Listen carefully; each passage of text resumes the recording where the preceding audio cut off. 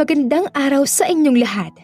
Narito na naman ang panibagong kwentong maghahatid sa inyo ng lungkot, tawa, kilig, aral at inspirasyon.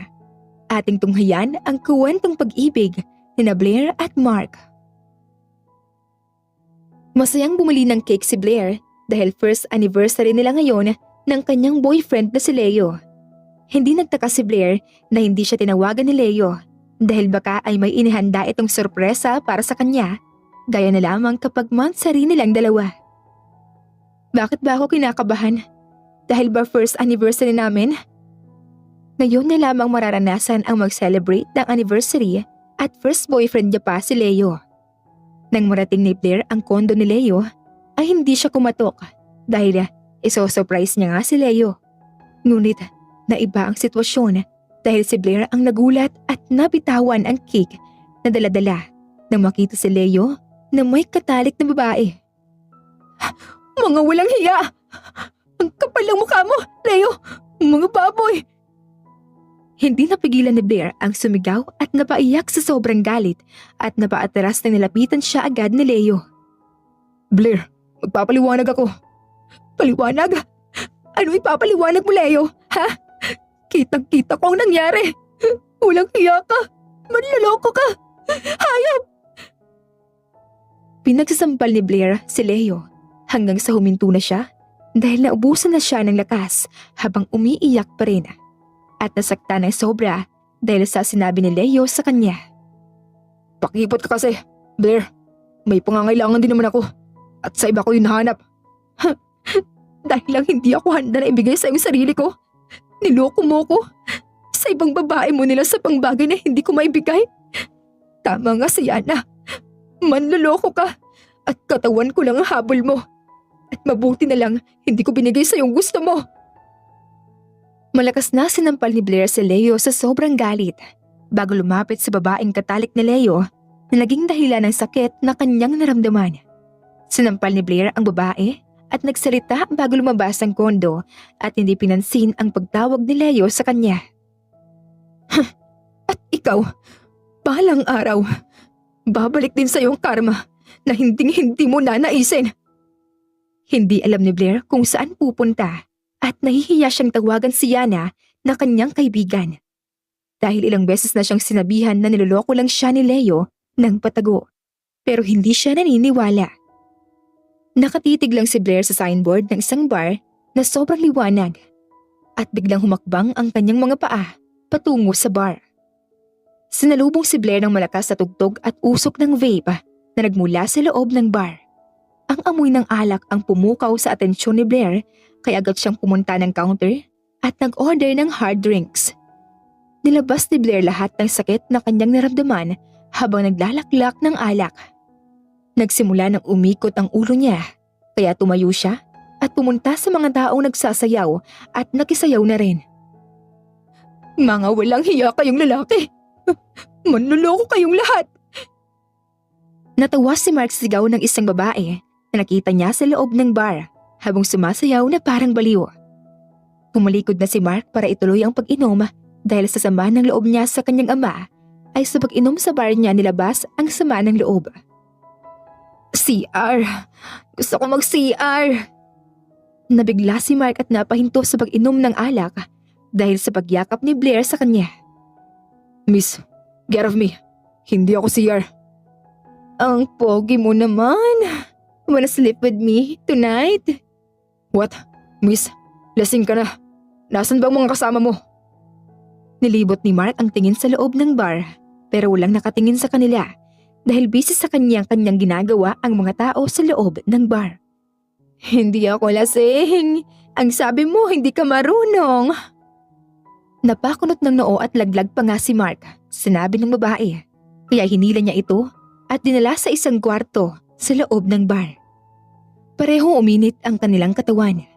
Dala na rin ang alak na kanilang ininom ay tila ba nabalik sa wisyo si Blair nang makita ang kalakihan ng estranghero at napalunok ng sunod-sunod. Sandali, bakit ang laki niyan? Kakayanin ko ba yan?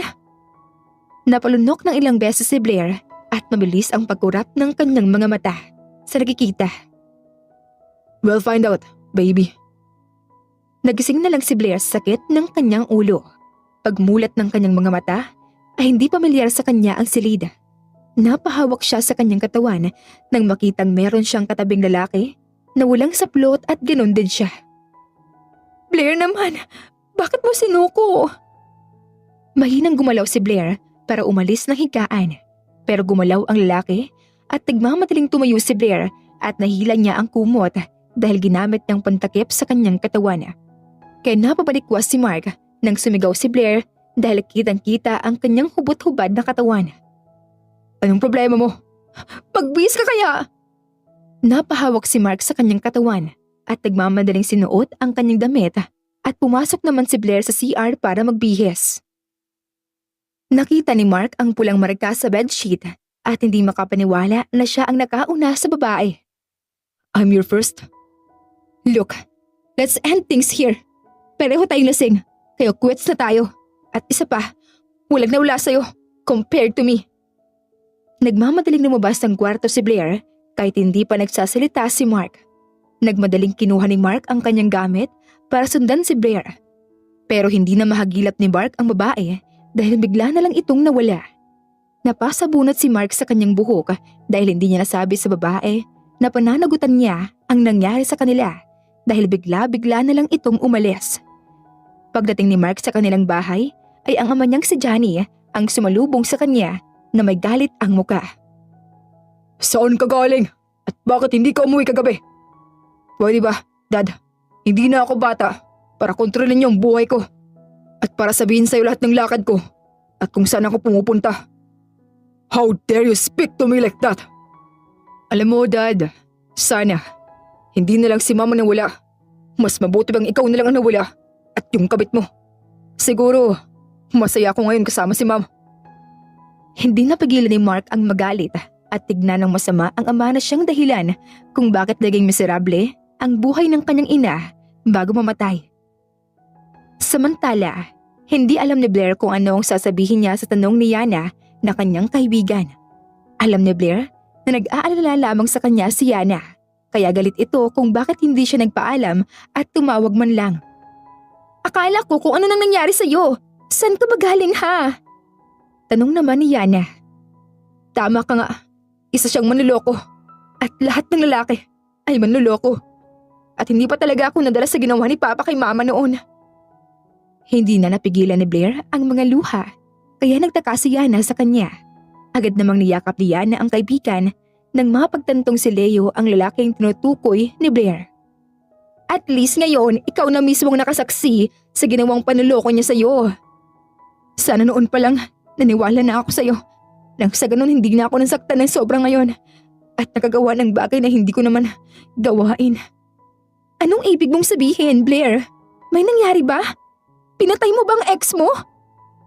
Natawa na lang si Blair dahil sa itsura ni Yana, lalo na sa sunod-sunod nitong tanong sa kanya.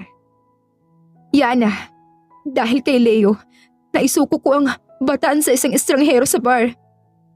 Napatakip ng bunganga at napalaki ang mata ni Yana sa sinabi ng kaibigan. Nakayuko lang si Blair dahil nahihiya siya sa kaibigan dahil sa kanyang nagawa. OMG ka naman! Pero I can't blame you, Blair. Nagawa mo lang naman yun dahil sa walang hiyang ex mo. And please lang, huwag kang mag-inom nang wala ako kapag nasasaktan ka. Baka kung anong mangyari sa'yo. Alam ni Blair na nag-aalala lang si Yana sa kanya. Kaya nginitian niya ang kaibigan at nagyakapan. Huwag kang kabahan dyan. Kahit may anak ka na, hindi naman halata dahil maganda pa rin ang katawan mo, kaya ikaw ang pinili. Sa paglipas ng 3 taon, ay masaya si Blair dahil nagkaroon ng puwang ang kanyang buhay nang binigay sa kanya ng Diyos ang pogi at matalino niyang anak na si Alas. Karamay niya ang kaibigan na si Yana sa pagbubuntis noon, kaya nakayanan niya ang lahat ng hirap. Hindi maiwasan ni Blair ang kabahan dahil natanggap siya bilang model ng isang sikat na kumpanya. Kahit may anak na siya, ay tinanggap pa rin siya dahil sa ganda at hubog ng katawan niya. Ngayon ang unang araw ni Blair sa isang brand shooting. At maayos na natapos ito dahil sa galing niya. Mommy, so cool! Thank you, anak. Napangiti si Blair sa sinabi ng kanyang anak na si Alas. 3 taon na si Alas at kinaya ni Blair na itaguyod at pinalaki ng maayos. Hindi kailanman pinagsisisihan ni Blair na dumating sa buhay niya si Alas at kahit hindi alam ng lalaking estranghero na ama ni Alas ang tungkol sa kanyang anak, ay kinaya ni Blair na maging ina at ama sa tulong ni Yana. May meeting ako ngayon, hindi na ako magtatagal pa. Magpahinga ka kaya muna sa loob. Hindi na, baka makatulog pa ako eh. Hindi na naman ako makaka-attend ng meeting. Kumaway si Yana kay Blair at Alas bago sumakay sa kanyang sasakyan at nag-drive na paalis. Inasikaso muna ni Blair ang anak at sinamahan sa sariling kwarto para matulog bago siya tumungo sa kanyang kwarto para asikasuhin ang sarili. Samantala, Kuya, pinapatawag ka ni Daddy. Gusto ka raw niyang makausap. Napalingon si Mark sa boses ni Lani na nagmula sa loob ng kanyang opisina sa bahay. Sa 3 taon na lumipas ay hindi pa rin matanggap ni Mark sa kanyang buhay si Lani na kapatid niya sa ibang babae. Alam naman ni Mark na walang kasalanan si Lani sa pagtataksil ng kanyang ina at ama. Ngunit hindi niya maiwasang isipin na dahil nabuo si Lani ay nawalan siya ng ina. I'm busy. And pwede ba? Huwag mo akong tawagin kuya. Alangan namang Mark, ang layo ng agwat natin. 26 ka na, ako 24 pa.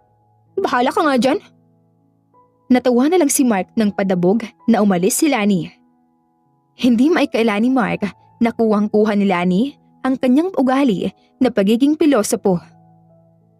Akala ko ba hindi matutuloy ang agreement meeting? Bakit ngayon ay gusto nilang matuloy? Nagkamali daw po ng representative, kaya humihingi sila ng tawad. Napabuntong hininga na lang si Mark sa sinabi ng kanyang sekretary na si Chris. Kahit marami pang gagawin si Mark, ay agad siyang tumayo para pumunta sa kanyang kumpanya dahil sa meron siyang meeting. Simula noong pumayag si Mark sa kondisyon ng kanyang ama na maikasal sa anak ng kanilang business partner, ay binangalanan siyang bagong chairman ng kanilang kumpanya. Kahit na walang balak to pa rin ni Mark ang kondisyon ng ama, ay minabuti niya pa rin mag-ingat nang maayos ang kumpanya na tanging alaala niya sa ina. I guess, it's a deal. Tanong ni Mark. Deal, Mr. Reyes.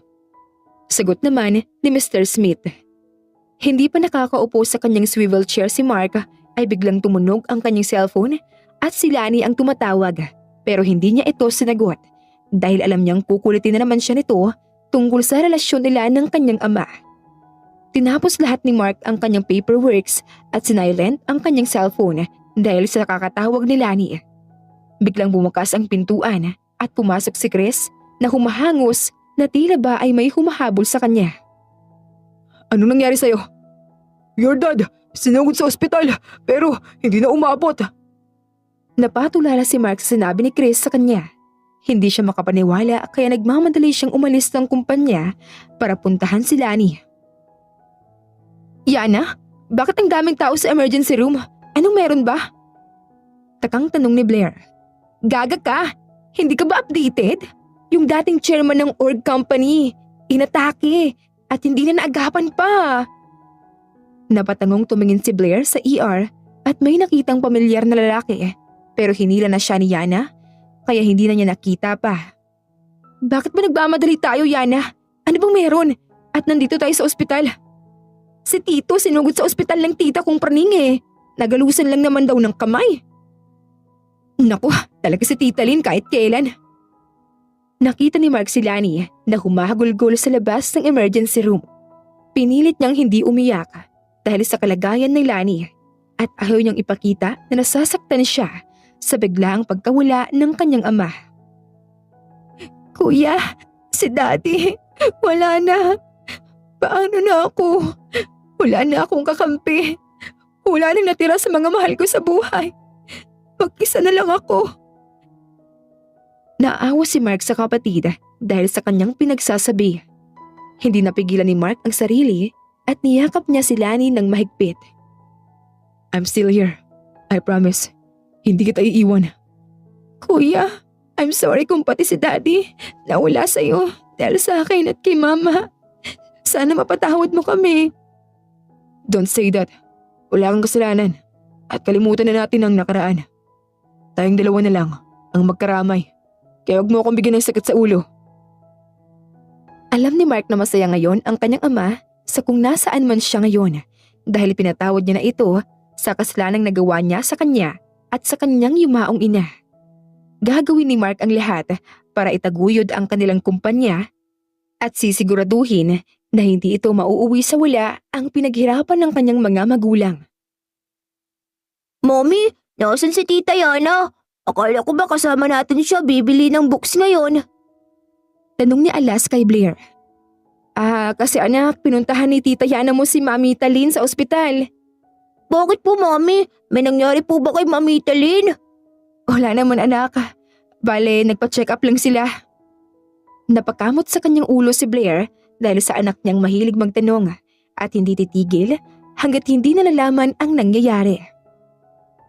Let's go na anak, may shooting pa ako mamaya. Kahit kailan ay hindi mahindian ni Blair si Alas sa tuwing gusto niyang bumili ng bagong libro. Sa murang edad ay kahiligan na ni Alas ang pagbabasa kaysa maglaro ng pangbatang laruan.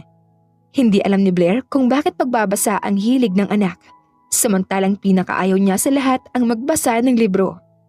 Hindi naman alam ni Blair ang hilig ng ama ni Alas, kaya ay minsan ay naaawa siya sa anak dahil walang kinikilalang ama dahil sa kapabayaan niya noon.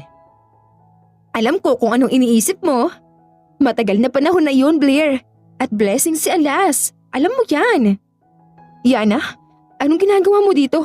Akala ko ba nasa ospital ka?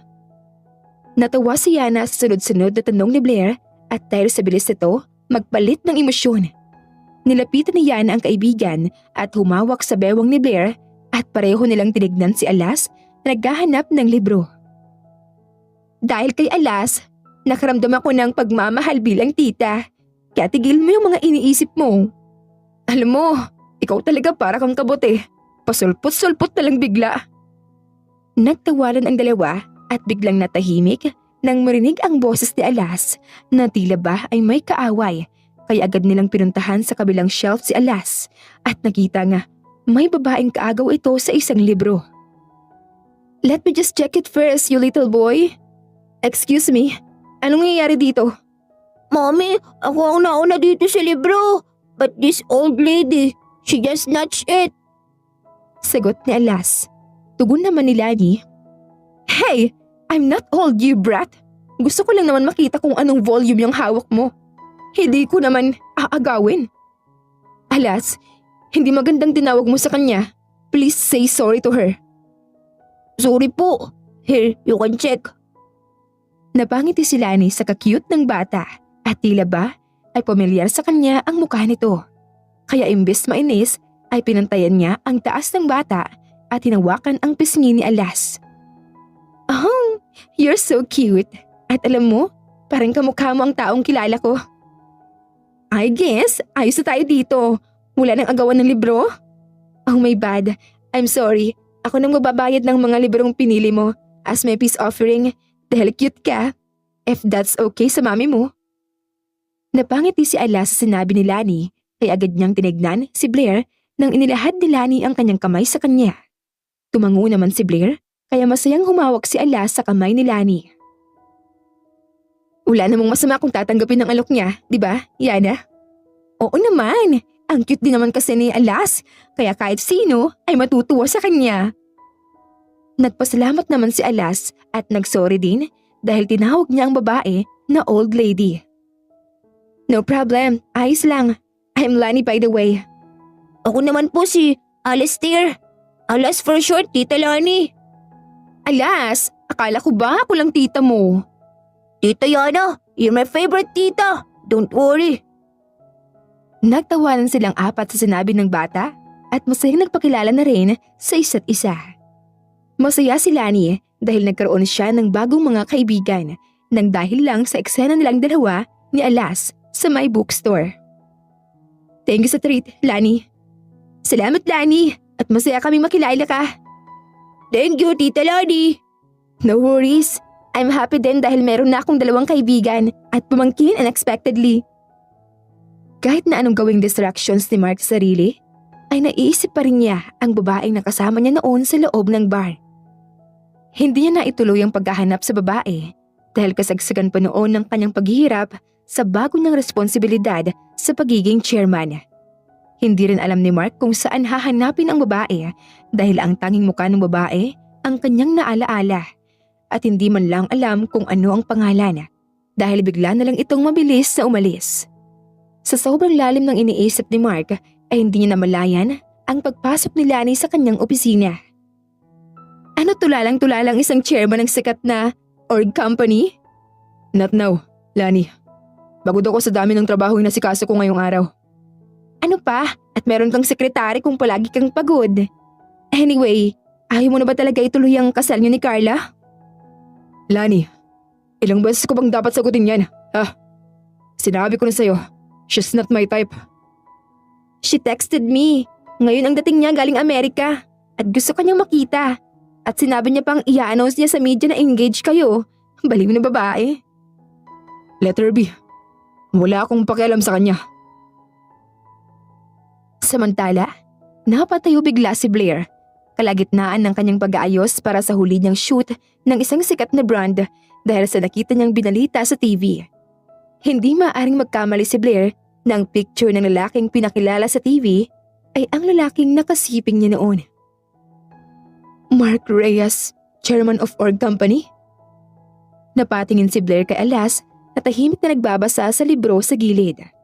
Hindi makamaniwala si Blair na isang chairman ng sikat na kumpanya ang ama ni Alas at nakatakda ng ikasal sa isang sikat na nakapagmana at model. Hindi alam ni Blair kung bakit bigla siyang nakaramdam ng sakit, kaya binalik niya ang tingin sa anak at mas lalong nasaktan dahil hindi man lang siya nakilala ng kanyang ama bago magkaroon ng pamilya. Alas, enough with the reading. Ipahinga mo muna ang mata at utak mo. Please, anak. Okay, Mommy. Akit na po ako sa taas. And good night. And I love you. I love you, baby. Mommy, hindi na ako baby. Natawa na lang si Blair sa sinabi ng anak dahil ayaw na ayaw niyang tinatawag siyang baby dahil big boy na daw siya. Umupo lang si Blair sa sala at sinandal ang katawan sa sofa at iniisip pa rin ang nakita niya kanina sa TV nang biglang tumunog ang kanyang cellphone at siya na ang tumatawag. Uy, nakita mo na bang balita? Ang sikat na model na si Carla Jones ay kakasal kay Mark Reyes na chairman ng org company. Talagang perfect match sila. Dahil sa sinabi ni Yana ay biglang tumulo ang luha ni Blair. Iniisip niya kung maniniwala ba sa kanya si Yana kapag sinabi niyang si Mark ang ama ni Alas. Isang hamak na bagong model lang siya at wala sa narating ni Carla. Yana, si Mark na chairman ng org company, ang ama ni Alas. What? Are you for real? Baka nagkamali ka lang, Blair. I'm not Yana. Siyang lalaking nakasama ko noon sa bar. Kitang-kita ko ang mukha niya at sigurado akong siya si Mark. OMG! Ano nang gagawin natin, Blair? Ikakasala siya kay Carla. Hindi ko alam. At wala naman siyang alam sa akin o kahit sa katauhan ni Alas. Mas mabuting ganito. Baka ako at si Alas pa ang mapahiya kapag sinabi ko sa kanya na anak namin si Alas. Nirerespeto kong desisyon mo, Blair. Basta lagi akong nandito para sa'yo. Thank you, Yana. Lumabas si Alas para kumuha ng gatas sa kusina dahil hindi siya makatulog nang hindi umiinom ng gatas. Ngunit napahinto siya nang marinig ang kanyang mommy na kausap ang kanyang tita Yana sa cellphone. Hindi alam ni Blair na nakikinig si Alas sa usapan nila ni Yana. Hindi sinasadyang narinig ni Alas ang sinabi ni Blair na si Mark ang kanyang ama. Bumalik agad si Alas sa kanyang silid at agad kinuha ang kanyang tablet para isearch ang org company at para makita ang picture ng chairman. He's my dad. Pero bakit niya hindi alam na meron siyang anak? I trust Mom at sigurado akong meron siyang dahilan. Maagang pumunta si Blair sa kanyang trabaho kahit wala siyang shooting ngayon. Kaya iniwan niya si Alas kay Yana. Merong meeting si Blair sa bagong project at excited na malaman kung sino sa kanilang model ang mapipili para sa bagong project.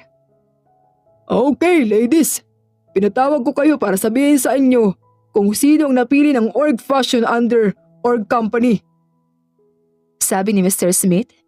Napalaki ang mata ni Blair sa narinig at kinabahan sa hindi malamang dahilan. Alam naman ni Blair na hindi siya mapipili dahil sa siya ang pinakabago sa mga modelo. At mas gugustuhin pa niya na hindi siya mapili para hindi na magkita ang landas nilang muli ni Mark. Blair Cruz, ikaw ang napili nila at makakasama mo si Carla Jones. Napatulala si Blair at tinuro pa ang sarili dahil hindi makapaniwala na siya ang napili at talagang makakasama niya si Carla sa bagong project. Binati si Blair ng kanyang mga kasamahan at nagpasalamat naman siya kahit hindi pa rin nag-sink in sa utak niya ang nangyayari. Sir, excuse me. Bakit ako napili kasi sa mga kasamahan kong matagal na sa modeling? Blair, wala sa tagal ng pagiging model ang basihan sa pagpili sa'yo. Meron kang galing na wala sa mga kasamahan mo. At sigurado akong your past works leads them para piliin ka. Kaya magtiwala ka sa sarili mo. Yes sir, hindi ko kayo bibiguin. Dumaan muna si Mark sa mall para sabayan si Lani na bumili ng mga gifts para sa kanyang charity project. Masaya si Mark na may mabuting puso si Lani sa mga batang walang mga magulang. Kaya suportado niya si Lani sa kanyang project. Nagmamadaling lumakad si Mark dahil kanina pa siya hinihintay ni Lani at patingin-tingin pa siya sa kanyang suot na relo dahil meron siyang meeting kay Mr. Smith mamayang 2 p.m. at hindi na malaya ni Mark na may batang humarang sa kanyang dinadaanan. Excuse me, bakit mo ko hinaharangan? Tanong ni Mark. Kayo po ang dad ko. Nagulat naman si Mark sa sinabi ng bata, kaya hinawakan niya ang bata at dinala sa gilid. Napatingin si Mark sa mata ng bata at tila ba ay pamilyar kay Mark ang mata ng bata. I'm not your dad. Nasaan ang mami mo? Or kasama mo? Alas, kanina pa kita hinahanap. Bakit ka ba umalis sa tabi ko? Bigla namang sabi ni Yana. I'm sorry, Tita Yana. Nang makita ni Yana ang lalaking kasama ni Alas, agad siyang nagpasalamat at hinila si Alas. Hindi siya makapaniwala na si Mark ang nakita niyang kasama ni Alas. Kaya naman ay mahinang napabulong si Yana sapat na hindi marinig ni Alas. Tadhana nga naman, hindi mapipigilan. Ewan ko ba sa'yo, Blair? Kinakabahang naglalakad si Blair papasok sa meeting room kasama si Mr. Smith. Pagpasok nila ay agad sumalubong sa kanila ang nakangiting si Carla na tumayo paggaling sa pag-upo at bumeso kay Mr. Smith. Finally meeting you again, Mr. Smith? Or should I say, Miss Smith? Nagtawanan si Carla at Mr. Smith dahil sa sinabi ni Carla. Biglang napaiwas ng tingin si Blair nang binaling Carla ang kanyang tingin sa kanya. So, you're Blair, right? I'm looking forward to working with you. Nakangiting sabi ni Carla. Ako rin, masaya ako makilala ka. Kahit kinakabahan, ay ngumiti si Blair at hindi pinapahalata ang pagiging awkward sa loob ng meeting room. Kalaunan ay tumayo si Mr. Smith nang may lalaking pumasok at napatulala si Blair nang makita kung sino ang sumunod na pumasok. Buong akala niya ay ang sekretary o representative ng org fashion ang makakaharap nila ngayon. Minabuti ni Blair na hindi magtama ang mga mata nila ni Mark habang nagdidiscuss na sila ni Mr. Smith sa mga dapat gawin. So, my 2 model is here with me. Carla Jones, sigurado kung kilala mo siya. And my new model is her. Blair, magpakilala ka. Napatingin si Blair kay Mr. Smith at agad na tumayo para magpakilala. Kahit nangihina na ang kanyang tuhod dahil sa kaba na baka ay makilala siya ni Mark. Ako po si Blair Cruz. Nice meeting you, Mr. Reyes. Hindi makapaniwala si Mark sa babaeng kaharap at naglahad ng kanyang kamay. Ang babaeng hindi niya malimot-limot ay nasa harapan niya at isa sa magiging model ng kanilang bagong project. Bumalik sa wisyo si Mark nang marinig ang munting ubo ni Chris.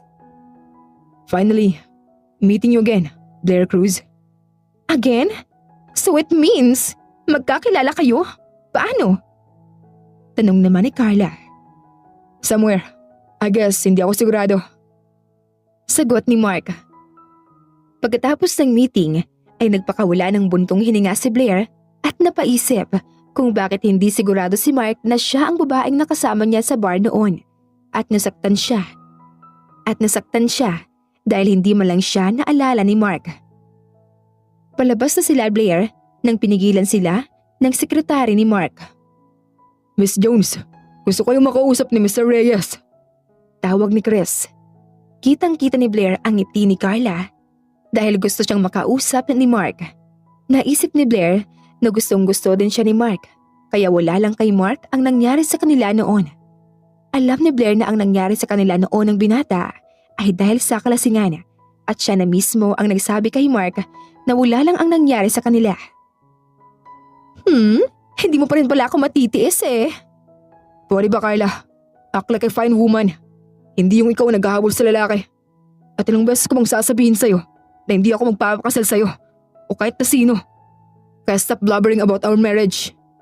But Mark, engaged na tayo at hindi ko yan mababago pa.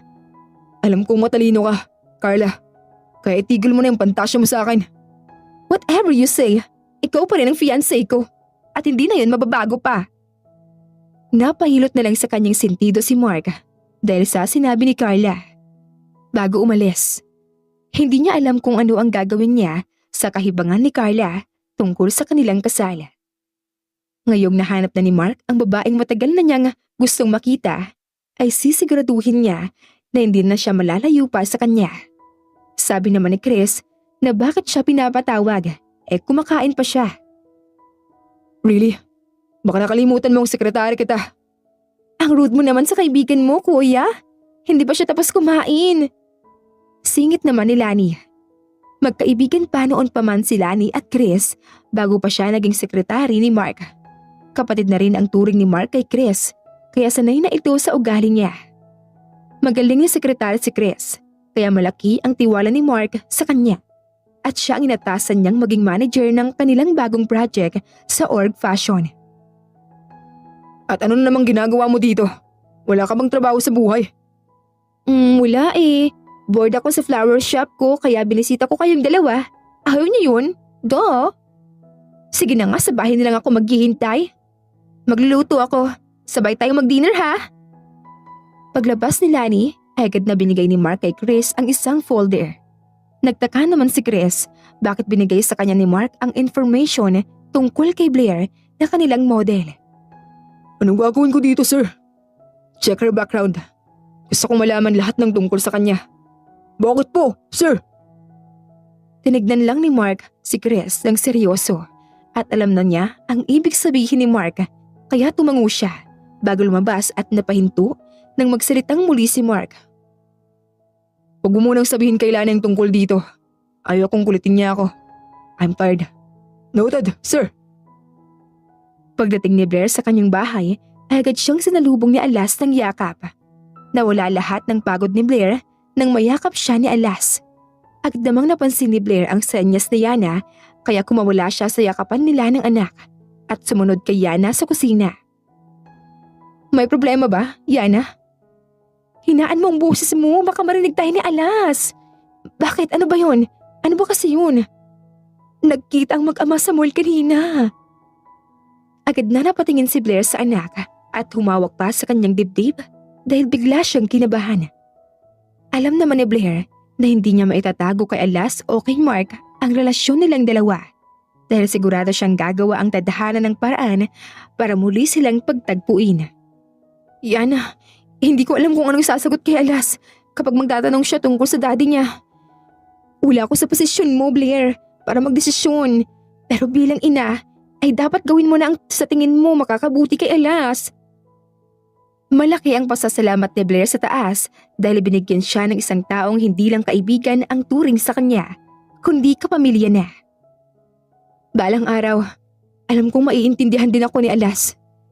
Balang araw, Blair. For now, kailangan mo mag-focus sa org fashion show. Bigating project to para sa'yo, Blair. Ngumiti si Blair kay Yana dahil sa support na lagi niyang binibigay sa kanya. Kailangan ni Blair na mag-focus para sa nalalapit niyang fashion show kasama ang mga sikat at bigating model sa iba't ibang bansa. Bakit wala pa si Miss Cruz? Magsisimula ng rehearsal ng damit na susuotin niyo. Tanong ni Chris. Malay ko ba? Siguro umurong. Baguhan eh. Baka natakot. Napailing na lang si Chris sa katarayan ni Carla. Kahit mas mataray pa si Chris kay Carla, ay hindi niya kailanman pinatulan si Carla dahil nirerespeto niya ito. I'm here, sir. Sorry, nagka-emergency lang po ako sa bahay. Are you sure? Baka naman natatakot ka lang. Ilang beses nang dinarayan ni Carla si Blair at hindi matukoy-tukoy ng dalaga kung ano ang pinaguhugutan ng galit sa kanya ni Carla. Dahil sa tuwing meron silang rehearsal, ay palagi siya nitong tinatarayan at nagtitimpi lang si Blair dahil ayaw niyang mawala sa kanyang project na matagal niya nang pinapangarap.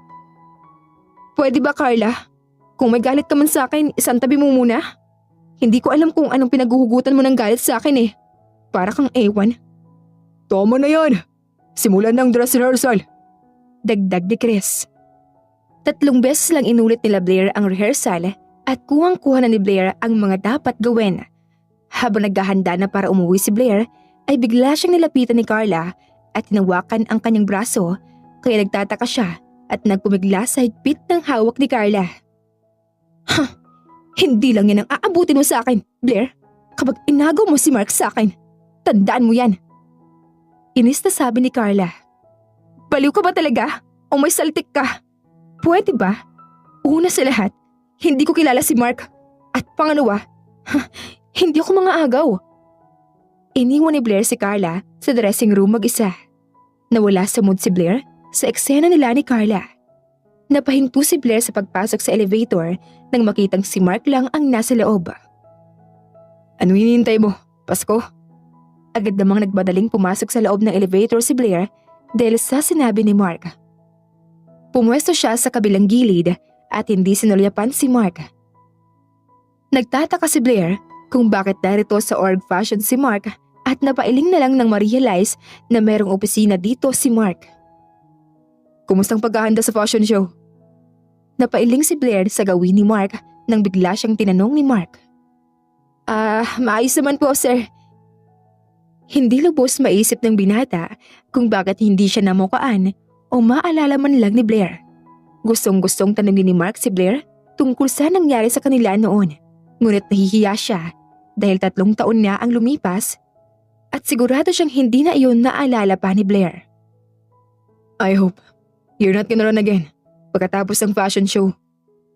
Pagkatapos iyon sabihin ni Mark, agad siyang naglakad palabas ng elevator at naiwan na si Blair na nakatulalang nakatingin sa papalayong likuran ng binata. Hindi niya maunawaan kung bakit iyon sinabi ni Mark sa kanya. Yes, nasend din daw ni Chris sa email mo ang background ni Miss Cruz. Agad namang binuksan ni Mark ang kanyang laptop at tinignan ang email na sinend ni Chris sa kanya. Nagdadalawang isip si Mark na buksan ang email sa hindi malamang dahilan. Umaasa siya na hindi married ang status na nakalagay sa background ni Blair. Dahil NA ay nakalagay sa information na pinasa sa kanya. Good to know na, single ka pa. Napangiti si Mark at sumandal sa kanyang swivel chair nang malamang single pa rin si Blair dahil gustong-gusto niyang ligawan si Blair at pagkatapos ang fashion show niya iyon gagawin. Kakaiba na talagang nakikita ko sa'yo, kuya. Bakit bigla ka nalang umingiti mag-isa? May sakit ka ba? Tanong ni Lani. Bawal na ba maging masaya ngayon? Ha? Kau talaga kahit kailan. Alam mo, kuya, oras na siguro para mag-asawa ka na. Malapit ka na kaya malumagpas sa kalendar, kaya bigyan mo na ako ng pamangkin. Batukan kaya kita dyan. Anong kala mo? Laruan yung hinihingi mo? Alam mo, kuya, meron akong kaibigan na sigurado akong tipo mo. Ipapaklala ko kayo sa isa't isa. Muling dagdag ni Lani. Hindi alam ni Mark kung seryoso ba ang kapatid niya sa mga sinasabi niya o nang iinis lamang ito. Tumayo si Mark at iniwan ang kapatid at pumasok sa kanyang silid. Tita Lani, I miss you so much po. Oh, I miss you too, alas. Oh, ikaw na bahala sa kanya. May trabaho pa ako eh. Singit naman ni Yana. Napag-isipan ni Lani na siya ang babantay kay Alas ngayon dahil merong trabaho si Blair at Yana. Hindi naman siya busy, kaya nag-volunteer siyang bandayan si Alas sa bahay nila. Magaan ang loob ni Lani kay Alas at hindi niya alam kung bakit. Naisip niya ay baka gustong-gusto niya nang magkaroon ng pamangkin sa kanyang kuya, kaya magaan ang loob niya sa bata. Tinanong naman ni Lani ang bata kung ano ang gusto nitong kainin. Kahit ano po, tita. Wag lang ang merong peanut at beef. Talaga? Allergic ka rin sa peanut at beef? Yes po, tita. Pareho lang pala tayo. Pero sa peanut lang ako at yung kuya ko naman sa beef. May kuya po kayo, tita. Pwede ko rin ba siyang tuwaging tito? Oo naman, hayaan mo. Ipapakilala din kita sa kanya. Kapag hindi na siya busy, mag-order muna tayo ng pagkain. Nagugutom na ako eh. Ngayon ang huli at final dress rehearsal ni na Blair at Carla. Kaya minabuti ng dalaga na hindi magkaroon ng eksena. Kaya iniwasan niya si Carla. Ayaw ni Blair na magkaroon ng problema sa fashion show. Maagang natapos ang rehearsal ni Blair kaya pinuntahan niya si Yana at si Alas sa mall. Nakita agad ni Blair si Alas na mag-isa at may kausap na lalaki. Napatakip sa kanyang bibig si Blair nang lumingon sa kanyang gawi si Alas at ang lalaking kausap niya ay si Mark. Mommy! Nagulat si Mark sa tinawag niya kay Blair at kitang-kita ni Mark ang kaba sa mukha ng dalaga. Agad namang napalakad si Mark nang hinila siya ni Alas papalapit kay Blair. Mommy, ibig sabihin, anak mo siya? Yes po. Alas, come here. Nasaan ang tita Yana mo? Tanong ni Blair. Sagot naman agad ni Yana. Blair, naku talaga. Itong anak mo kahit kailan palagi akong tinatakasan. Napatakip si Yana sa kanyang bibig nang makita si Mark na nakatingin sa kanya na nagtataka. Naguguluhan na si Mark sa nangyayari dahil sa sinabi ni Yana na kaibigan ni Blair. Kung anak nga ni Blair si Alas, sino ang ama? Posible bang ako? Yan ang tanong sa isipan ni Mark. Sige na Yana, mauna na kayo sa sasakyan. Bye po. Finally, nice meeting you po. Izzy, Sorry sir. Sorry sir na abala kayo ng anak ko. Hindi pinatapos ni Blair ang sinasabi ni Mark at agad niya na itong tinalikuran pagkatapos humingi ng tawad. Pinigilan siya ni Mark at tinawakan sa kamay. Ngunit agad na nilayo ni Blair ang kamay dahil baka merong makakita at makarating kay Carla. is he mine? Agad na tanong ni Mark. Are you for real? Of course it's not. Kasama namin sa buhay ang ama niya. So, if you excuse me. Seryoso si Blair at agad na tumalikod at naglakad palayo kay Mark. Alam niyang nasaktan niya ang loob ni Mark at ginawa lang niya ang makakabuti sa kanya at kay Alas. Lalo na ngayong malapit ng ikasal sina Mark at Carla. Ayaw niyang pagpiyastahan ang kanyang buhay at ang buhay ng anak niya. Hindi makatulog kakaisip si Mark sa nalaman tungkol kay Blair. Tumambay siya sa minibar sa kanilang bahay at doon lumaklak ng alak. Alam ni Mark na wala siyang karapatan na masaktan sa sinabi ni Blair. Ngunit hindi niya matanggap na meron ng sariling pamilya si Blair. Kuya, are you okay? Bakit ka nandito? Takang tanong ni Lani. Obviously. Umiinom. Ano pang ginagawa sa bar? May problema ka po ba, kuya? Hindi ko alam kung problema to o sumpang nangyari sa akin. She is happily living with her son and partner. Habang ako, eto, umaasa na magkaroon ng chance ang nangyari sa amin noon. Hindi inakala ni Lani na ganito malasing ang kanyang kuya at meron palang hinihintay na babae kaya ayaw niyang maikasal kay Carla. Naawa si Lani sa kanyang kuya nang marinig niya itong umiiyak. Isang beses niya lang itong nakitang umiyak at ngayon ay ang pangalawa. Hindi ka naman umaasa eh. Minahal mo siya kaya ka nagkaganyan ngayon. Bakit kasi pinatagal mo pa yan? Yan tuloy na unahan ka ng iba. Umiling na lang si Lani sa kawalan nang makitang tulog na ang kuya niya. Agad naman siyang nagpatulong kay Chris na ilipat sa sofa si Mark para hindi mangalay ang likod. Mommy, I know he's my dad po.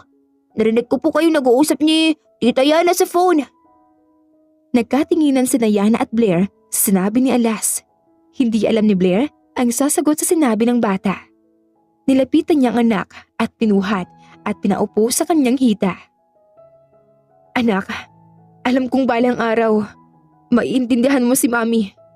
I'm sorry kung tinago ko sa'yo. But for now, please trust me. And I promise, ipapakilala ko rin siya sa'yo. Ipapakilala rin kita sa daddy mo. But not now, anak. I trust you po, Mami. At maghihintay po ako. Napayakap ng mahigpit si Blair sa anak dahil sa sinabi niya. Talagang kay Mark nga nagmana si Alas dahil sa katalinuhan. Si Blair ang huling model na rarampa, kaya masaya niyang tinahak ang runway area at ipinida ang suot niyang long gown na kulay ginto. Nagpalakpakan ang mga tao, kaya masaya si Blair na nairaos niya na ang una niyang runway fashion show. Sa huli siya ang nanalo bilang bagong ambassadress ng isang sikat na brand. Lumipas ang isang linggo ay naging mas may oras sa si Blair sa anak niya dahil hindi na siya araw-araw na pumupunta sa studio para mag-shoot dahil scheduled na ang kanyang mga project. Naghahanda na ngayon si Blair sa darating na birthday party ni Alas. At pagkatapos ng fashion show ay hindi niya na madalas makita si Mark. Sinamahan nila ni si Blair at Alas sa isang kids party zone para mag-inquire kung available ba ang kanilang schedule sa araw ng birthday ni Alas. Tanging si Lani at ang bata lang ang naiwan sa waiting area nang pumasok na si Blair sa loob ng opisina ng may-ari. Tita, alam niyo po bang kahit hindi na ako mag-celebrate ng birthday, ay ayos lang? Bakit naman? Fourth birthday celebration mo na sa Makalawa eh. Kasi tita, Lani, masaya na ako na nakilala ko ng daddy ko. Napangiti na lang si Lani sa sinabi ng bata at masaya siya para kay Alas. Dahil sa naranasan na rin ni Lani ang lumaki noon nang walang ama, ay tumulong na siya sa mga batang inabandona at maagang nawalan ng mga magulang. Masaya ako para sa'yo. Thank you po, tita. Gusto niyo po bang makita ang picture ni daddy? Tumango si Lani sa tanong ng bata, kaya agad namang nilabas ni Alas ang kanyang tablet at pinakita kay Lani ang picture ni Mark. Nagulat siya dahil ang kuya Mark niya ang nasa litrato. Pumikit-pikit pa siya para masigurong ang kuya nga niya ang nasa litrato. Totoo ba? Siyang daddy mo? Tita, lower your voice po. Baka marinig ka ni Mommy. Hindi makapaniwala si Lani sa nalaman. Kaya pala ay magaan ang loob niya kay Alas dahil ang totoo ay pamangkin niya ito. At kuhang-kuha niya ang kilay at mga mata ng kanyang kuya Mark. Alas, di ba sabi ko sa'yo na secret lang munang tungkol sa daddy mo? Sorry, Mommy. Gusto ko lang pong sabihin kay Tita Lani na may daddy ako. Sabi naman ni Lani na safe daw ang sekreto nito pero napatanong din kung bakit kailangan pang itago. Sagot naman ni Blair, alam mo naman ang trabaho ko, Lani. Sigurado akong magpipiestahan ng media si Alas kapag nalaman nilang si Mark ang kanyang ama. Lalo na ngayong malapit nang ikasal si Mark kay Carla. Ayoko madama yung anak ko sa mga issues. Naiintindihan kita, Blair. Alam ni Lani na inisip lang ni Blair ang kapakanan at kaligtasan ni Alas. Kaya hindi siya makikialam at sasabihin kay Mark ang totoo. Hahayaan niyang si Blair mismo ang magsabi na anak nila si Alas.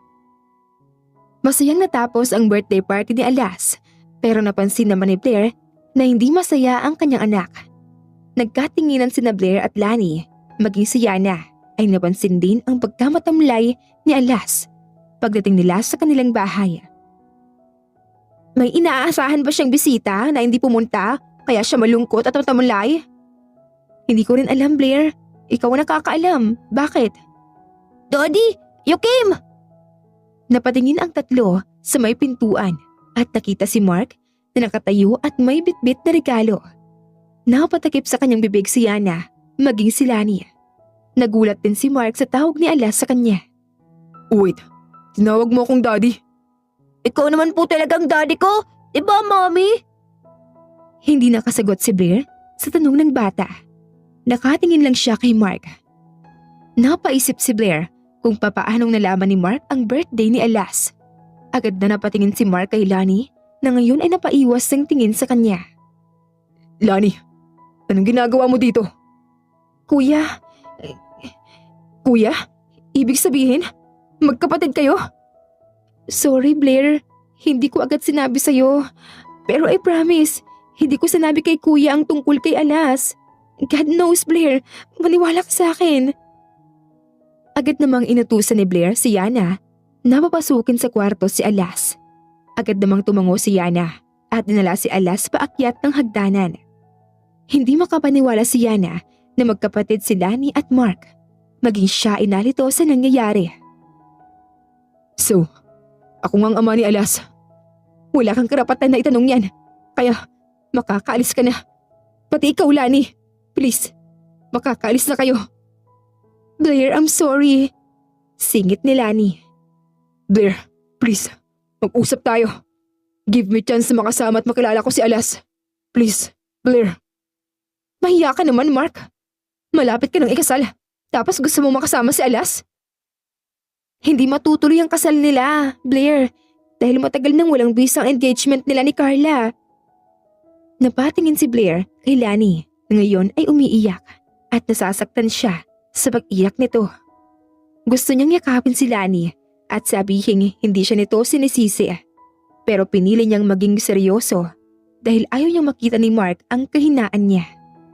I will give you a chance. Pero kailangan mong paghirapan, Mark. Dahil maraming hirap ang dinanas ko. Para maitaguyod ko ang buhay ko at si Alas. Kahit ano gagawin ko. Thank you, Blair. Nagpasalamat din si Lani. Hindi alam ni Blair kung tama ba ang naging desisyon niya na sabihin kay Mark ang katotohanan. Bigla siyang natakot na baka lumabas sa media ang nangyari sa kanila ni Mark noon. Lalo na ngayong nalaman ni Carla na siya ang dahilan kung bakit ayaw siyang pakasalan ni Mark at sigurado si Blair na may gagawin si Carla. Tama ba ang desisyon ko, Yana? Paano kung may gawin si Carla sa akin o kay Alas? Alam kong hindi ka gagawa ng desisyon para sa kakapahamak niyong mag-ina. Magtiwala lang tayo, Blair. At nandito ako para sa bakanyang Carla na yan sakaling may gawin siya sa'yo. Mommy, may flowers po. Agad na pinuntahan ni Blair si Alas na nakatayo sa may pintuan at may bulaklak nga. Kinuha ito ni Blair at binasa ang nakasulat sa maliit na card. Natanong naman ni Yana kung kanino galing iyon. Si Lani, humihingi pa rin ng tawad. Wala naman siyang kasalanan eh. Bakit ayaw niyang magpakita sa atin? Sigurado akong nahihiya siya dahil sa kuya niya, Yana. Speaking of the kuya, ayan na siya papalapit. Napatingin agad si Blair sa labas at papalapit nga si Mark na may bitbit na bulaklak at paper bag. Kinurot ni Yana si Blair bago ngumuso, nalapitan niya na si Mark. Anong ginagawa mo dito? Inabot ni Mark kay Lani ang bulaklak at ang paper bag na dala. Gustong patunayan ni Mark kay Blair na seryoso siyang gawin ang lahat para makasama si Alas. Pinahatid pala ni Lani ang paborito mong cheesy carbonara. Dahil nahihiya pa rin siyang harapin ka. At yung bulaklak, galing naman yan sa akin. Nanlambot ang puso ni Blair nang mabasa ang note na nakadikit sa takip ng Tupperware. Sabihin mo sa kanyang hindi ako galit at magpakita na sa akin ngayon kung ayaw niyang magalit ako sa kanya. Tinalikuran agad ni Blair si Mark pagkatapos niyang magsalita pero pinigilan siya ng binata. Seryoso at mataray niyang nilingon muli si Mark. What? Pwede ko pa kayong ayain ni Alas na kumain sa labas? Si Alas pwede, pero ako? No way. Ayokong masira ang pangalan ko nang dahil sa'yo. Napayuko si Mark, sinabi ni Blair. Alam niyang deserve niya ang sinabi ni Blair dahil ang kapal din naman kasi ng mukha niyang ayain siyang kumain sa labas. Pinilit ni Mark ang ngumiti nang makitang palapit na sa kanya si Alas. Ayaw niyang makita ng anak ang kanyang lungkot, kaya agad niyang sinalubong ng masayang yakap si Alas at kinarga ito. Ibabalik ko siya before 8. Thank you, Blair. Masayang sinulit ni Mark ang oras niya sa anak habang sinuyod ang malaking bookstore na nahanap niya sa tulong ni Lani at Chris. Pagkatapos silang pumasyal at kumain, ay agad namang hinatid ni Mark si Alas dahil malapit nang mag-alas 8. Bye, Daddy. Take care po. Thank you. Thank you din sa time, anak. Pinasaya mo ako. At bukas ulit, Alas. Salamat din, Blair. Kumaway si Mark kay Alas bago lumabas ng gate at biglang bumuhos ang malakas na ulan.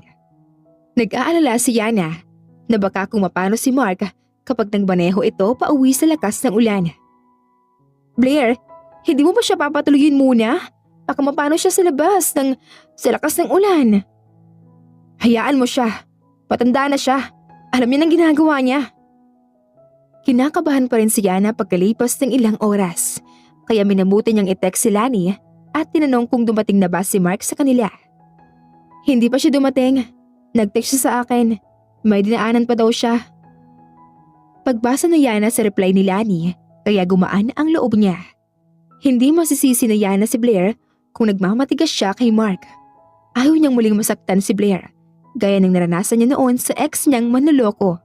Kaya alam ni Blair ang kanyang ginagawa at hindi na siya makikialam pa. Dodi? Napabalikwas ng gising si Blair nang 3:00 ng madaling araw ay narinig ang sigaw ni Alas. Agad namang pinuntahan ni Blair ang kwarto ng anak nang bigla itong yumakap sa kanya habang umiiyak. Mommy, si Daddy! It's okay anak, panaginip lang yun. Daddy is okay.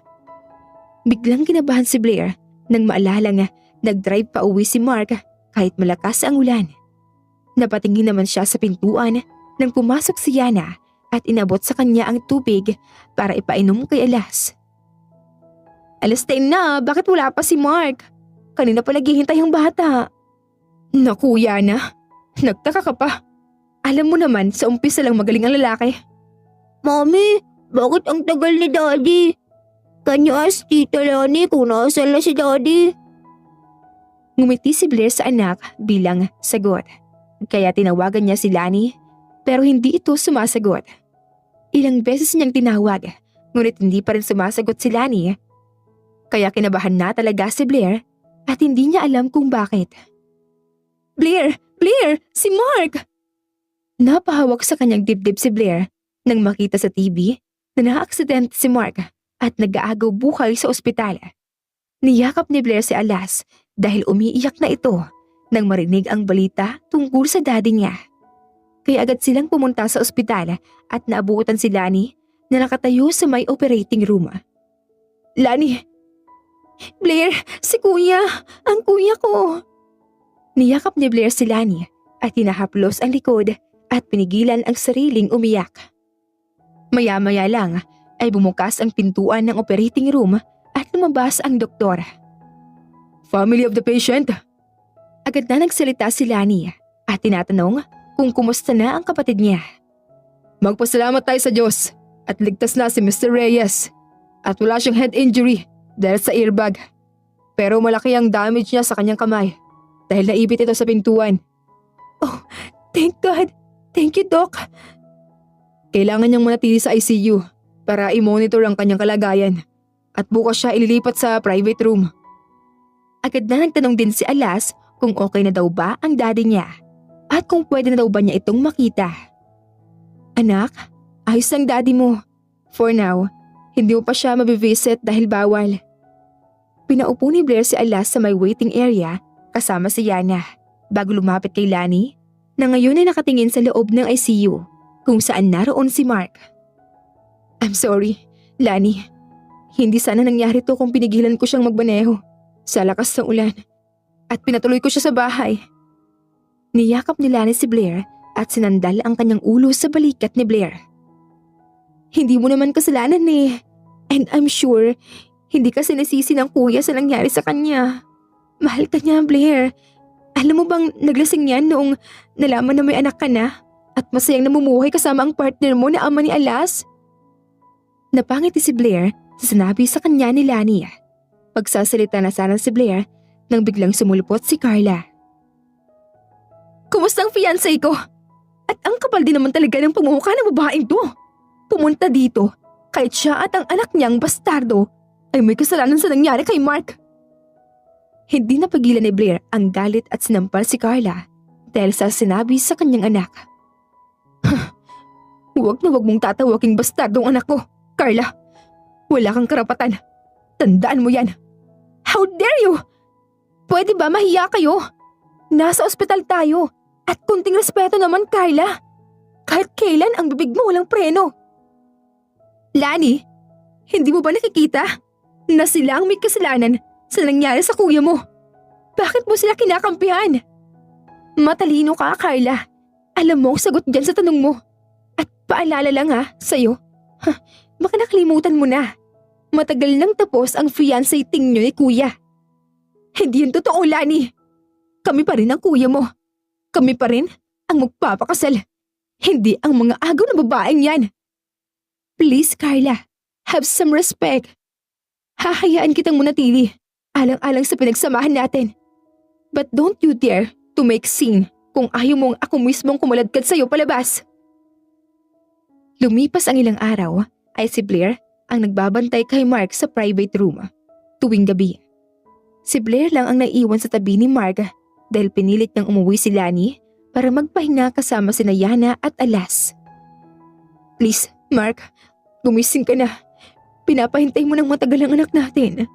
Nagtatampo na siya sa'yo, Mark. Hinahaplos ni Blair ang kamay ni Mark at pati na ang mukha nito. Naghihintay ka rin bang magising ako? Nagtatampo ka rin ba sa akin? Nagulat si Blair nang magsalita si Mark at unti-unting binuksan ang kanyang dalawang mata. Pinunasan ni Blair ang luhang biglang kumawala sa kanyang mga mata. Tatayo na sana siya para tumawag ng doktor, ngunit hinawakan ni Mark ang kanyang kamay kaya siya napahinto. Hindi mo pa sinasagot ang mga tanong ko, Blair. Hindi napigilan ni Blair ang sarili at niyakap si Mark habang umiiyak. I hate you. Akala ko mawawala ka sa amin ni Alas. Hindi ako pwedeng mawala dahil hindi pa tayo kasal at hindi pa nasusundan si Alas. Napahampas ng mahina si Blair sa dibdib ni Mark dahil sa sinabi niya. Ramdam ni Blair ang pag-iinit ng kanyang pisngi kaya umiwas siya ng tingin kay Mark. Asa kang papayag kung magpakasal sa'yo at masundan si Alas, no? Sige, andyan naman si Carla. Naghihintay. Oh, ouch! Masakit yun. Nagbibiro lang naman ako, baby. Nahampas muli ni Blair sa dibdib si Mark dahil binanggit niya si Carla. Kaya tinarayan niya si Mark at tumayo. Baby mo, mukha mo. Diyan ka na nga. Tawagan ko pang doktor. Baka naalog ng utak mo. Blair, ayos na ako. Mamaya mo na tatawagan ng doktor. Gusto ko tong masulo. Please. Hindi na nagmatigas pa si Blair at umupo muli sa tabi ni Mark. Agad na nilapit ni Mark ang kanyang mukha kay Blair at hinalikan ang noo patungong labi at pumulong sa tenga ni Blair. I miss you so much, baby. I'm sorry kung hindi kita hinanap. Magpagaling ka na dahil hinihintay ka na ni Carla. Ayaw nang balikan ni Blair ang nakaraan dahil masaya na siya ngayon sa hinaharap. Ikaw lang gusto kong maghintay sa akin, baby. Hindi ang katulad ni Carla. Natawa na lang si Blair sa naging sagot ng binata at sinandal ang kanyang ulo sa balikat niya. Umayag naman ang doktor na lumabas na si Mark at sa bahay na magpahinga. He's waiting inside. Daddy! Napangiti ng malaki si Mark nang marinig ang boses ng anak. Bubuhati na sana niya si Alas pero pinigilan siya ni Blair. Hindi pa pwede. Haglang muna, baby. Kahit ngumuso si Alas, ay yumakap pa rin siya kay Mark ng mahigpit. Natawa naman sina Blair, Yana at Lani. Lumipas ang isang buwan ay naging maayos naman ang lahat sa buhay ni Blair. Hindi na rin nagparamdam sa kanila si Carla pagkatapos nilang mag-usap ni Mark at inayos ang relasyon nilang bilang magkaibigan. Isang buwan na rin naniligaw si Mark pero hindi pa rin sinasagot ni Blair. Hindi alam ni Blair kung kaya niyang magmahal muli ng buo. Dahil sa trauma pagkatapos niyang masaktan ng sobra sa ginawa ng ex niyang si Leo. Mahal ni Blair si Mark ngunit wala siyang tiwala sa kanyang sarili. Hinawakan ni Blair ang kanyang isang buwang tiyan at napangiti. Napasabi na nga lang din si Yana ng, "Matagal na panahon ang lumipas, Blair. Bigyan mo naman ng chance ang sarili mong muling umibig. Nandito ako para romance back kapag saktan ka ni Mark. Nagtawanan sina Blair at Yana sabay nagyakapan. Masaya si Blair dahil kahit kailan ay hindi sila sinubok sa kanilang pagiging magkaibigan at pinaglayo ng panahon sa isa't isa. Dinner's ready, everyone! Pahayag ni Lani. Pagdating ni Blair sa loob ng bahay ay hindi niya makita si Mark. Sinuyod niya ang loob ng bahay nila Lani pero wala talaga si Mark. I'm here, baby. Paglingon ni Blair ay bumungad sa kanya si Mark na may hawak na paborito niyang bouquet at paper bag. Lumapit sa kanya si Mark at biglang lumuhod. Baby, alam kong mahal mo ako. Will you marry me? Hindi alam ni Blair kung bakit siya umiiyak at nagtaka ang lahat, lalo na si Mark na agad na tumayo at niyakap siya. I'm sorry kung biglaan na ang pagpropose ko. Huwag ka nang umiyak. I'm sorry. Yes, I will marry you. Kahit nagtataka, ay naghiyawan silang lahat sa sinabi ni Blair. Maging si Mark ay napangiti nang mag-sink in sa kanya ang sinabi ng dalaga. Kalaunan ay sinuot niya sa daliri ni Blair ang singsing bago halikan si Blair sa labi. Tama na yan, inggit na kami gutom pa. Halina kayo, kumain na tayo. Ang corny niyo naman. Ang corny mo talaga, kuya. Saad ni Lani. Singit naman ni Alas. My poor innocent eyes. Natawa silang lahat sa sinabi ni Alas, kaya lumapit na si Mark at Blair sa lamesa at nilapag ni Mark ang cheesy carbonara. Maya-maya lang, biglang natuwal si Blair sa amoy, kaya agad siyang pumasok sa banyo at iisa lang ang nasa isip nilang lahat. Sabay-sabay na nagsalita ang lahat ng baby number 2 is coming. Finally, I'm not the baby anymore. Sagot ni Alas. Muli silang natawa sa sinabi ng bata at masayang pinagsaluhan ang hinandang dinner ni Lani at Yana. I vow that you shall be the most beautiful, pretty, and sexy woman in my life, above all others, and that no one will ever stand between us. You are the woman with whom I choose to spend the rest of my life. I promise to always fight for you, pursue you, and love you wholeheartedly and unconditionally. I promise to be your shoulder to cry on, as you were for me. You are the man with whom I choose to spend the rest of my life. Sabay na sinuot ni Blair at Mark ang singsing at masayang tinitigan ang isa't isa. I now pronounce you husband and wife. You may now kiss the bride. Masayang binuksan ni Mark ang veil ni Blair at hinalikan ng punong-puno ng pagmamahal ang kanyang asawa. Namuhay ng masaya at puno ng pagmamahal ang pamilya nila ni Blair, kasama ang kanilang mga mahal sa buhay. Naging mas sumatag ang kanilang pagmamahalan nang maisilang ni Blair ang babaeng anak na pinangalan ng Ira. Naniniwala si Mark at Blair na kahit gaano man katagal at hirap ang maranasan mo, ay magiging worth it ang lahat dahil sa huli ay makakasama mo habang buhay ang taong mahal na mahal mo kapag hindi mo sinukuan sa kahit na anong hamon ng tadhana. Wakas.